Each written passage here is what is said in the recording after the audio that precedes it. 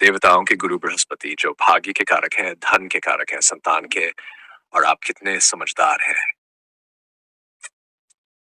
इन सब के कारक गुरु बृहस्पति ही माने जाते हैं। आपका भाग्य भी कहीं न कहीं बृहस्पति ही तय करते हैं। अब यही बृहस्पति देव लगभग 12 साल बाद उदय होकर कर्क राशि में प्रवेश कर चुके हैं। 2 जून 2026 से 31 अक्टूबर 2026 तक वृश्चिक राशि वालों के लिए ये परिवर्तन आपके नवम भाव में हुआ है। ये वीडियो आपकी चंद्र राशि पर आधारित है। बृहस्पति देव आपके अष्टम भाव से नवम भाव में आ गए हैं, वह भी उच्च होकर। नवम भाव होता है भाग्य का, लक का, धर्म का, गुरु का, पिता का, उच्च शिक्षा का और जीवन में मिलने वाले आशीर्वादों का। देवगुरु बृहस्पति स्वयं भाग्य के कारक ग्रह माने जाते हैं, इसलिए सबसे पहले तो ये गोचर आपके भाग्य को मजबूत करेगा, जिसके परिणाम स्वरूप आपको ऐसे अवसर मिलने शुरू हो सकते हैं जिनकी आप लंबे समय से प्रतीक्षा कर रहे थे। नवम भाव धर्म स्थान भी कहलाता है। ये धार्मिक कार्यों, पूजा पाठ, तीर्थ यात्राओं, आध्यात्मिक उन्नति और अच्छे कर्मों का भाव है। इस समय आपका झुकाव अध्यात्म की ओर बढ़ सकता है। आप किसी गुरु का मार्गदर्शन प्राप्त कर सकते हैं, किसी धार्मिक स्थान की यात्रा कर सकते हैं, या फिर जीवन को लेकर आपकी सोच पहले से अधिक परिपक्व हो सकती है। उच्च शिक्षा के लिए भी यह समय बहुत अच्छा रहेगा। जो विद्यार्थी higher education, research, competitive studies या किसी विशेष विषय में गहराई से अध्ययन करना चाहते हैं, उनके लिए ये गोचर शुभ परिणाम दे सकता है।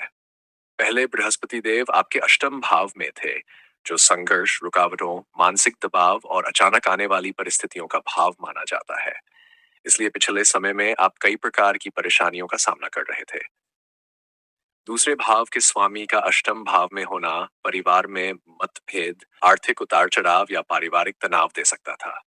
साथ ही बृहस्पति देव पंचम भाव के भी स्वामी होकर अष्टम भाव में बैठे थे, जिसके परिणाम स्वरूप फैमिली प्लानिंग, बच्चों की शिक्षा, प्रेम संबंधों या पढ़ाई से जुड़ी कुछ चुनौतियां चल रही हो सकती थी।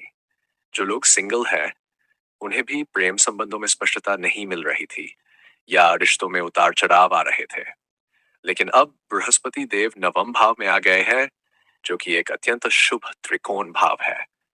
इसलिए अब आपको दूसरे और पंचम भाव से जुड़े अच्छे परिणाम मिलने शुरू होंगे। देवगुरु बृहस्पति आपकी कुंडली में दूसरे भाव के स्वामी है और पंचम भाव के स्वामी है। जब दूसरे भाव के स्वामी का संबंध नवम भाव से बनता है, तो धन के नए स्रोत बनने लगते हैं। आर्थिक स्थिति मजबूत होती है। आप किसी अच्छी जगह निवेश कर सकते हैं। भाग्य का सहयोग मिलने से धन कमाने के अवसर बढ़ सकते हैं। परिवार में भी सामंजस्य बढ़ेगा और रिश्तों में मधुरता आएगी। कुछ लोगों को पैतृक संपत्ति, पारिवारिक सहयोग या परिवार के माध्यम से भी लाभ मिलने के योग बन सकते हैं। यदि कोई आर्थिक योजना लंबे समय से अटकी हुई थी, तो उसमें भी प्रगति देखने को मिल सकती है। साथ ही बृहस्पति देव आपके पंचम भाव के स्वामी है, इसलिए पढ़ाई लिखाई के लिए समय अच्छा रहेगा। प्रेम संबंधों में सुधार आएगा। जो लोग फैमिली प्लानिंग कर रहे थे, उनके लिए भी यह समय शुभ दिखाई देता है। विद्यार्थियों को एकाग्रता बढ़ाने और ज्ञान प्राप्त करने के अच्छे अवसर मिलेंगे।